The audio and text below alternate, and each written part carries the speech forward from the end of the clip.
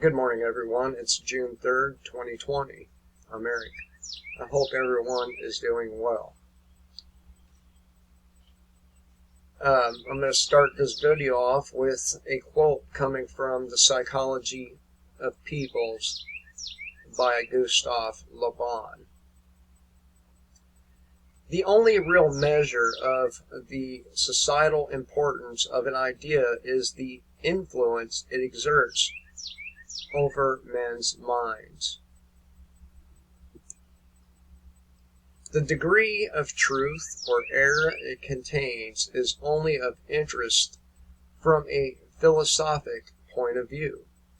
When an idea has come to be a sentiment with the masses, all the consequences it involves must be undergone in succession. And we see the mainstream media out there trying to make racism influential in the minds of men. And it is working on some individuals. However, it's not working on the masses, just like many other instances where these people try to manipulate us, right? And other times they're very successful. Take the whole weapons of mass destruction bullshit that came out of George Bush's Jr.'s presidency. It worked. It got people riled up, and the masses ended up supporting that unfortunate and stupid war. So, last night I checked out this video, 33 principles of war. What a few of the things that they discussed in this video really stuck out to me, and the reason is it's because we are currently experiencing some of these actions. For example, supply chain destruction. This tactic of destroying the supply chain of an army or of a people has been used forever. And we currently see that going on here in the United States, along with many other nations. But for the sake of this video, we're going to discuss the United States because that's where I live. I'm sure this can be applied to those of you in Australia or any of the rest of the countries currently experiencing riots and civil unrest. Now, they have been unsuccessful at getting the masses of people behaving in that way. The behavior is coming out of people being paid to behave that way. And when they get arrested, there's somebody there to bail them out of jail. That is not revolution. That is social engineering. Just like the whole pandemic thing, it was about social engineering. It was about seeing whether or not the masses would just blindly obey the authorities. And they did. We did. When I say we, I mean us as a collective, not at the individual level, because I sure didn't obey their stupid and ridiculous little orders. I did say if the situation called for it, I would wear a mask. I would. But the situation did not call for it. Alright? So I did not wear a mask. Didn't wear a mask, and I'm still not going to. Now, if I were to go to the hospital around a bunch of people who was sick with the flu, I might wear the mask, but I'll be honest with you, I don't get sick like that. I just don't. The last time I was sick, it was because I inhaled dust by accident that triggered severe allergic reaction, and it flooded my lungs with fluid, and it gave me pneumonia. But I didn't catch it from another person, and it was due to my body's overreaction to some really, really old dust. So I don't get sick very easily. And, well, I just don't see the point of wearing a mask if my immune system is strong enough to fight illnesses off, which it is. Now, every season change, I do get a little stuffy in my sinuses, but other than that, I'm good to go. Good to go. So no mask. Although I do carry a gas mask in my truck with me, along with some other stuff I need not mention. Speaking of that, the cops have been paying a little more attention to me lately, and I'm wondering why that is. I'm wondering why they keep driving by my home. I'm not moving weed anymore. Don't do it. I don't sell it. I'm not breaking any of the narcotics laws anymore. So I wonder why they have their eyes on me. I wonder when they plan on attacking me. So, if that happens, just know that I've not committed any major legal infractions. And I have insurance on my ride, the proper tags, all that stuff, and I'm not breaking any laws majorly. I speed and stuff like that, but overall, I just don't do shit that's going to get their eyes on me, except for these videos, of course. So this video that I was watching, it talked about how your supply chain gets broke. This is an act of war. I think the whole COVID-19 scandemic, plandemic, was just that, an act of war designed for mass disruption of supply chain and economy. It achieved its end. Now, they're going to be talking about a second wave and these fucking vaccines. And if you get one of these vaccines, you're not going to be well the rest of your life. You're going to be sick constantly.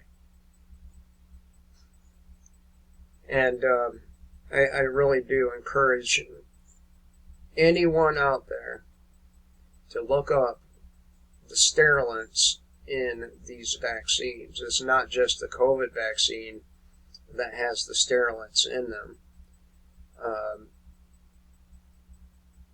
and chemicals that do severe brain damage and cause massive amounts of inflammation, not only in the brain, but throughout your entire body.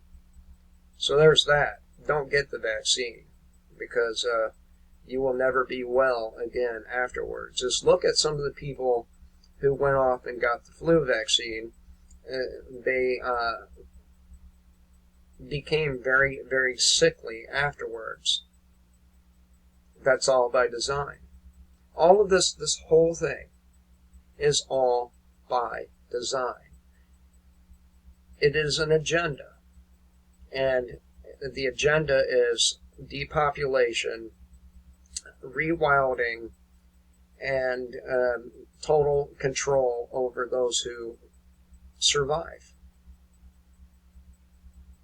Now, we need to be smart, people, and go after the controllers. And in order to do this, in order to go after the controllers, we have to defeat their enforcers. These people must be defeated. Must be. It is, after all, their enforcers who have been starting the violent actions across this country. You know, the policemen throwing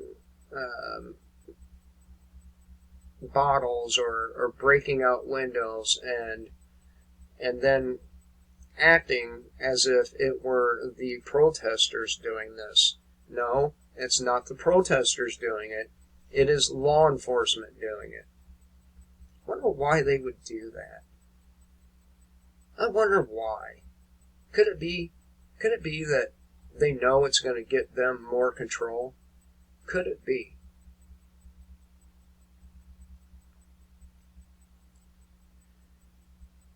So, if you want to survive, you're going to have to get in touch with your inner monster, your inner dark side.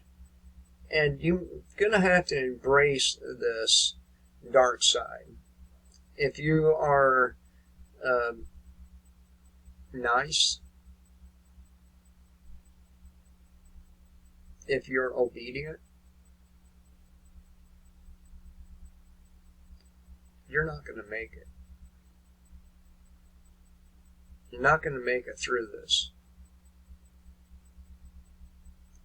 Now, I'm not telling you at all to go out and act monstrous, because the measure of a good person isn't being harmless, but rather being able to inflict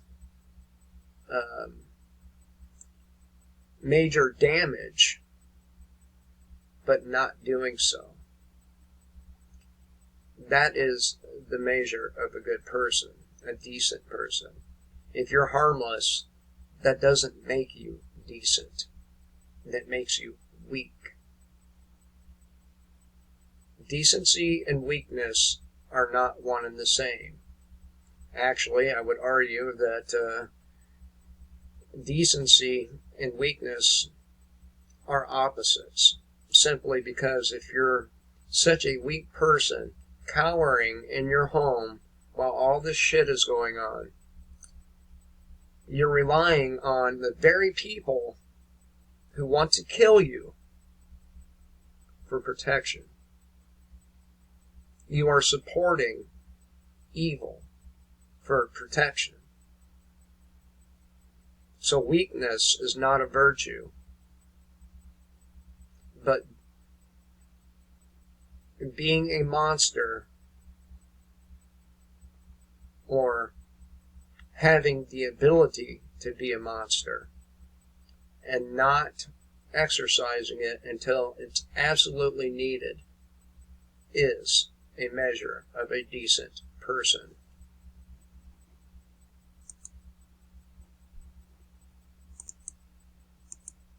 So, listening to a couple of mainstream media outlets regarding this whole whole thing here, and specifically listening to some of them regarding Antifa, Donald Trump talking about Antifa.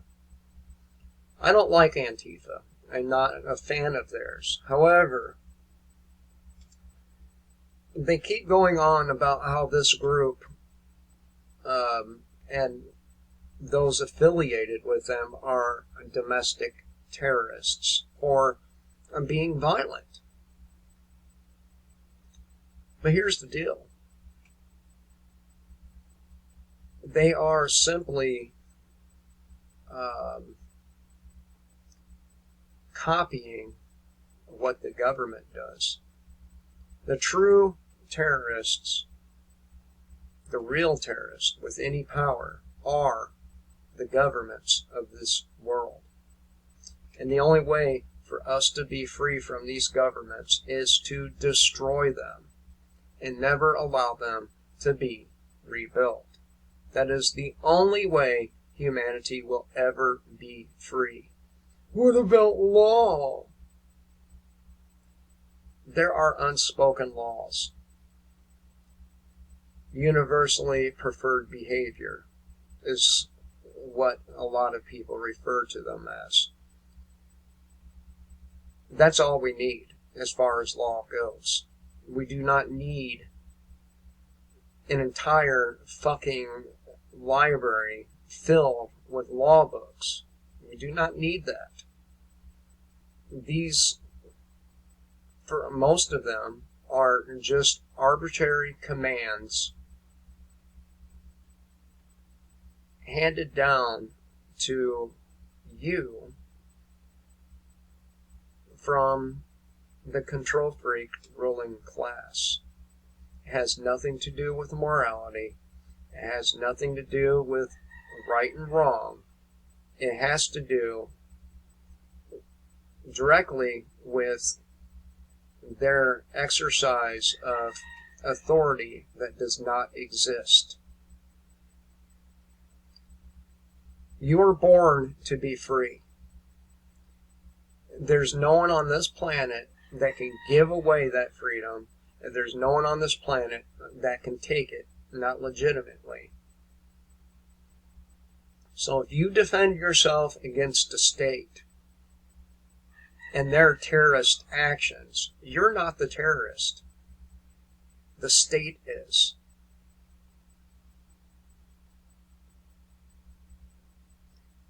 So in the days ahead, please disregard the programming you've been given regarding people in uniform. Just because they're in uniform doesn't make them your authority. The only authority that's legitimate is the authority between a parent and a child, and that shouldn't even be abused. Remember that they have brainwashed you and brainwashed you and brainwashed you into thinking and believing that these are good guys, but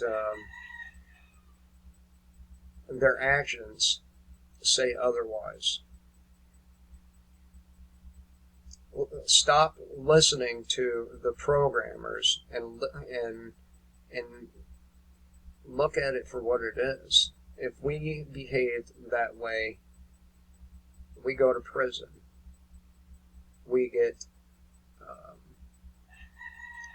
in some places, the death penalty, and we get gunned down. So, anyway, people, I'm going to keep this one short. I don't have any articles pulled out, although there are numerous articles. I have to get my fencing up for my chickens. They started to be a little more of a pain in the ass of keeping them in my yard than I want them to be. So I'm putting up a portable deal. That way I can take it down easily and move it. And it's proven to be a little bit of a pain in the ass, but I finally got a working design or idea, and now I gotta finish putting it up. So, and it's keeping me busy. And that's not to say I won't be, after I get it up, I will be returning to my long full-length videos. But until next time, kill the state, live free.